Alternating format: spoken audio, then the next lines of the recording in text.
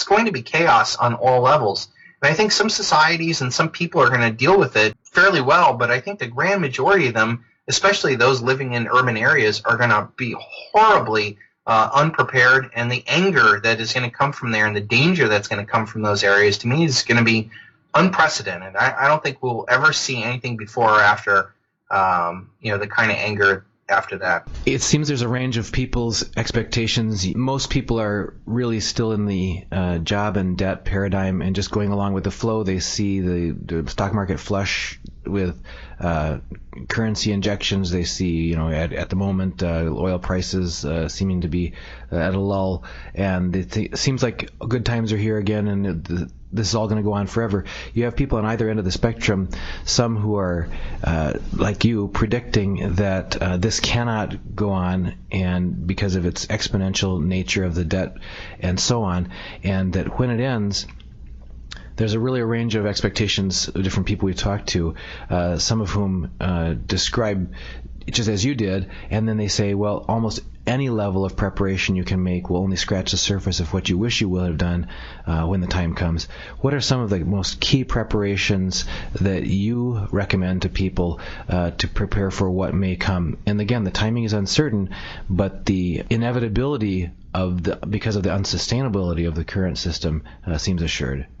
Yeah, and not only the inevitability, the magnitude of that on humanity. I've been dealing with this for since 2005, and after 10 years of kind of personally preparing myself and snapping myself out of denial and moving towards the acceptance phase, and then going public with 800 videos on my YouTube channel, The Greatest Truth Never Told, and all the Silver Shield reports and all the stuff that I do. I mean, I've literally put almost a decade worth of work into this. And to me, I think it's going to be so traumatic on so many different levels, and it freezes a lot of people from taking any action because they feel like, this is too big of an issue, and that's where I think the solution really helps people is to, once you stop fearing anything outside of your control, stop even worrying about things outside of your control, and strictly focus on what you can do every day in your own life.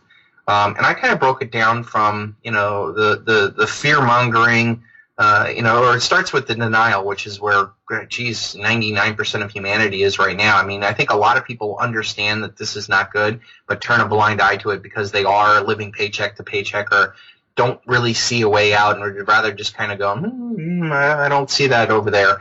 And then the people who do wake up kind of get stuck in anger and be like, it's, all these bad people out there, and I'm going to focus all my attention and hatred on them. We have to understand that all those bad people would be nothing without us. We're the ones that are empowering the worst of humanity. So I think once people start realizing, like, all power, especially in your life, comes from you, comes from inside of you.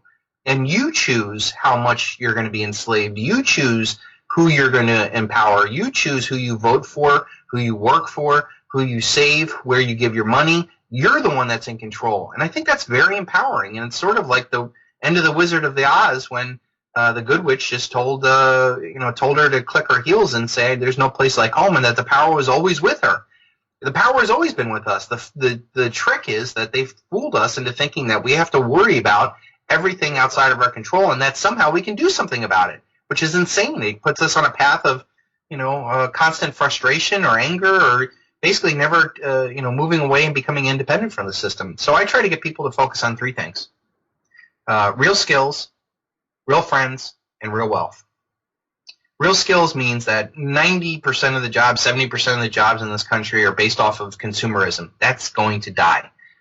There's no amount of shuffling paper or goods or financial assets or stuff like that. The grand majority of this economy is fluff and will not exist once a real system breaks down. And you can look at pretty much every job out there, that doesn't produce real, tangible wealth. Those are probably going to go away, or at least not be worth as much as they are today. And you can think about it. Anybody who's making a ton of money right now, those are the ones that are going to hurt the most. So, if you're in the entertainment industry, the sports industry, the law industry, the military industry, the government industry, the insurance industry, the stockbroker industry, any of these high-paying jobs that are essential to the death empire, they are going to die and going to be worthless. I remember one of the World War II movies showed I think it was Defiance, Daniel Craig, and they were, it was a bunch of Jewish people who had escaped and were going to fight against the Nazis.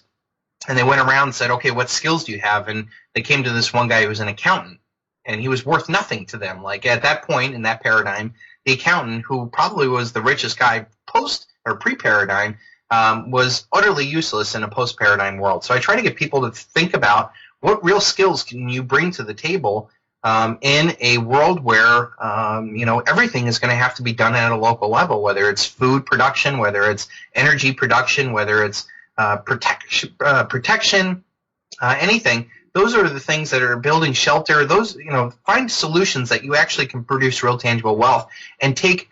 And if it's not harvesting resources from the land, then you need to add value to those resources, and you need to get your hands dirty. Those are the kind of skills that I think you do. Second, I try to get people to talk about get with real friends. I think far too many people allow vapid relationships into their lives and allow people who you really don't know or can share real thoughts and struggles with into their lives. I've talked a lot about psychopaths, and I've had a lot in my life.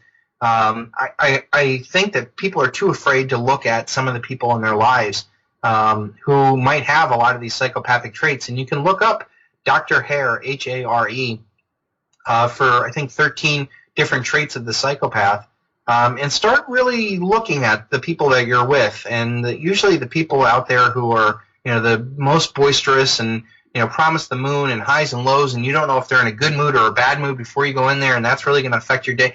Those are the people that you really should kind of cut out of your life now, because when times get tough, you don't know what these people are capable of. And then the people, my most popular video on the YouTube channel is called Delete Facebook, and the overall premise of it is, why would you share intimate personal details with people who don't know or care about you?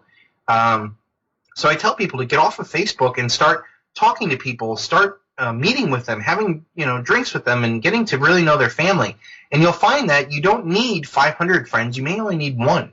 And that's one friend will be worth more than all the friends on Facebook you could possibly have.